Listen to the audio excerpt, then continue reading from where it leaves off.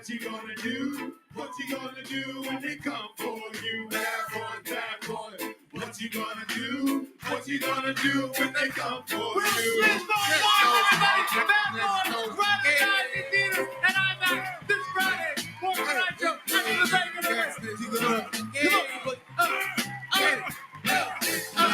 Bad boy, what you gonna? So for anybody that's brand new, I would love it, or even if you're not brand new, if you have any other information that you may have heard directly online and you would like to inform everybody else, please leave that in the comment section below. So again, at any point in time, feel free to leave a comment about how you feel, your observations, and if you may have heard any new information from this video. Hi, White Woman Cop here. I just want to talk about Sonya Massey. I've been in law enforcement 7 years, and I have seen a lot of fucking bullshit. And I'm telling you right now, that video of that officer unaliving that poor woman is fucking disgusting. As a cop, I am completely disgusted with not only my duty and my profession right now, but all my other law enforcement officers who are refusing to speak out against this. I mean, this goes beyond a law enforcement. This goes to a humanity factor. This officer went into the situation wanting to kill someone. Why are there not more officers speaking out against this? That is not what I signed up to do this job for. And any cop that does not speak out against this is just as guilty. In fact, we should be the first ones speaking out against our own people that are doing this stuff. This is murder. Yeah, it's murder. When I signed up to be a law enforcement officer, it was to protect and serve my community. It was to get to know my community. It was to help my community, to better my community, to make sure my people were safe. That's why I signed up. So you're telling me right now that a pot of boiling water is a threat to you? That's I cannot fathom. Because again, this wasn't about a woman with a pot, was it? This was a race-related issue. I'm absolutely disgusted. But I'm so sorry. Sonya Massey deserved better, and I will say her name. Justice for Sonya Massey. We failed you. As law enforcement, we absolutely failed you. We failed your family. We just failed. Some days I'm done. I'm done. I don't want to be a part of this system. Because I care about people and I want to help people. I do not want to harm anyone. And if you go into this profession with some idea of grandeur, like you want to be a hero, you don't need to be here. And now all the work that us good officers do to try to bring our community together to make them not fear us, well, guess what? It's all gone because of that asshole. And I'm not going to say his name because I'm not going to make him famous. He's nobody. He's dirt underneath my boot. Now, I know everybody on TikTok is talking about the tragic unaliving of Sonya Massey by the police in Springfield, Illinois. But did y'all know that her 4-year-old cousin, Terrell Miller, was also unalived by police in March? In fact, the day after Sonya Massey's body cam footage came out, it was announced that the police officer that shot and unalived Terrell Miller was not going to be facing any charges or discipline. They are using Sonya Massey to cover up this announcement. Nick Gawk also did not attempt to do any first aid on the 4-year-old that he had just unalived in the chest. And here's the thing, Lieutenant Nick Gawk also knew Terrell's mother. He had been trying for years to hassle her. Here's what happened that night. On March 16th, Terrell's mother's highly intoxicated ex-boyfriend strong-armed his way into their home, telling her that if he couldn't have her, nobody could. He proceeded to spend hours essaying her at knife point. When the police were finally called, they spent 10 minutes outside of the door, not attempting to come in. Lieutenant Nick Grock was the superior on scene who made that call. When they finally broke down the door, they found Kiana on the floor in a puddle of her own blood. She started screaming, "Save my baby, save my baby."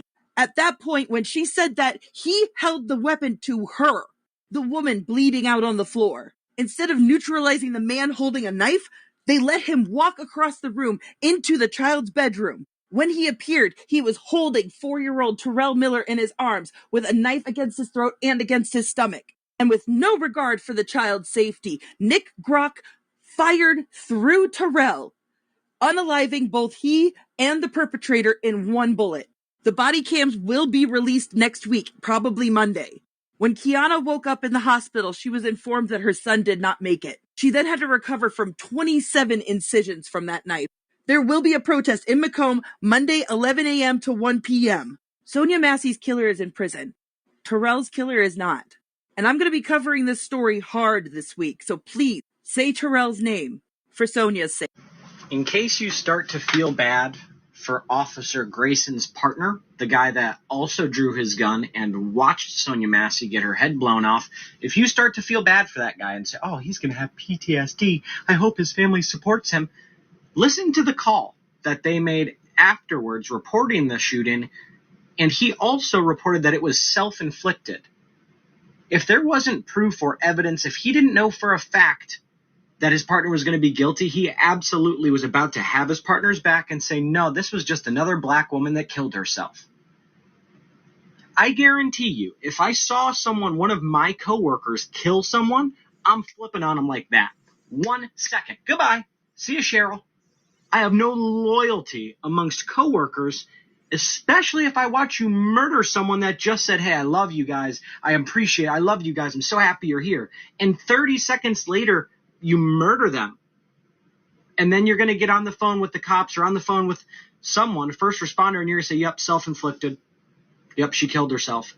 I don't feel bad for his partner at all. His partner absolutely should go to jail too. And I'm pretty positive it's illegal to report false happenings at a crime scene like that, especially as a cop. Don't feel bad for the Reporting of the night of 36-year-old Sonya Massey's death revealed an apparent attempt by police to cover up the unlawful incident, telling dispatch that the shot that was fired was self-inflicted. Police audio revealing a conversation between the dispatcher and an officer on the scene indicated that one of the law enforcement officials lied and stated that the multiple wounds to her face were self-inflicted.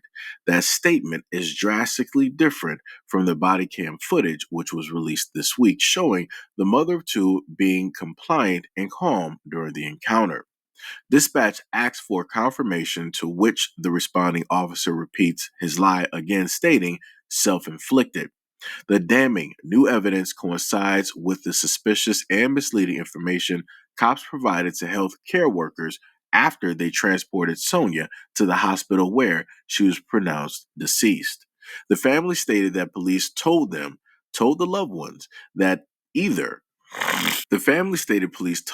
their loved one was either taken out by a home invader or took her own life. Quote, they tried to make me believe that a neighbor did it. And that was stated by Jamie Crawford Jr., Massey's former partner and father of one of her children, who added that officers lied to nurses at the hospital, telling them that Miss Massey had ended her own life. Quote, how do you get that confused? A doctor eventually confirmed that Sonya's deceasement was not her offing herself, but rather a homicide, sparking an investigation by law enforcement officials who classified it as a police incident. So let me know what you guys feel about this information, because, again, this is quite a lot. I feel like we might have some more stuff missing as well, because, like I said, it's pretty interesting that the cops would want to say that it's self-inflicted, knowing the fact that it wasn't. She had a pot of water. So how would she do this? We're looking at the body cam footage. We know where the shot specifically came from. So how do you decide to state to a dispatcher that it's self-inflicted? How do you then decide to tell the nurses at the hospitals it's self-inflicted? Then how do you decide to also tell the families that, hey, it's either one of two things, an intruder or self-inflicted? How do you lie that many times? And we have the full body cam video right here. Now, I would love to hear how a lot of people are going to try to justify that lie. You're not going to tell me, oh, well, the adrenaline is rushing, words got confused, they deal with this type of thing 24/7, 72 hours a day. They barely get any type of rest because they got to protect the serve. And, a lot of people try to find a way to justify this. And if you're going to try to say that they work long hours, well, that means that they should stop trying to do overtime. They should stop trying to, quote unquote, overwork, and they should actually take vacation. They should actually take days off. They should actually spend some time directly with themselves and recoup and come back renewed and refreshed, instead of trying to grind and continuously be there and and be on coffee and be on roids and all these other types of things. And then you have incidences like this. But again, something that I want to harken back to of what I used to do videos on. LA is famous for, let's say, like the banditos or the executioners. If you don't know what those are police gangs. If you look directly at that officer who took the life of Miss Massey, he has tattoos.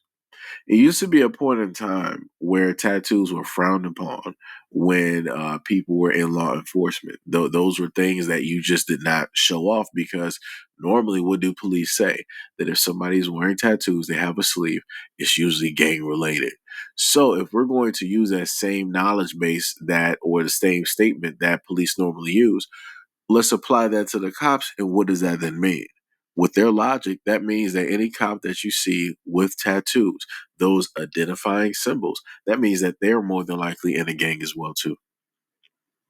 So I'm just putting that directly out there, just in case people forgot. So again, for all of those out there that say, "Oh, back the blue," you're also backing gang members. I just want you to understand that they're legally and I guess you could say justifiably able within the law to take lives.